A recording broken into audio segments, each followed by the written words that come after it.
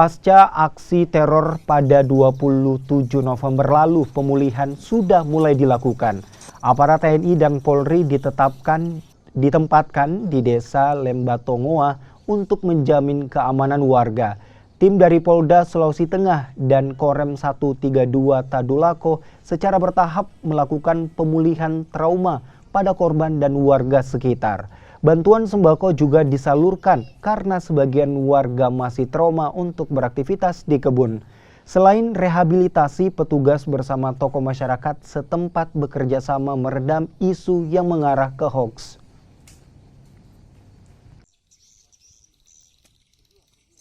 Merehabilitasi TKP kemarin, ya, terutama tujuan kita mengembalikan situasi Kamtipmas, kemudian trauma masyarakat di sana melalui kegiatan trauma healing, kemudian kita bantu bakti sosial, kemudian juga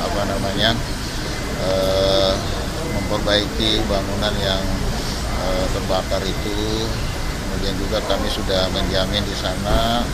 Sampaikan kepada masyarakat, kami juga menempatkan pasukan di sana untuk sementara waktu dalam rangka mengembalikan situasi, kemudian supaya masyarakat itu beraktivitas kembali dalam rangka mencari nafkah.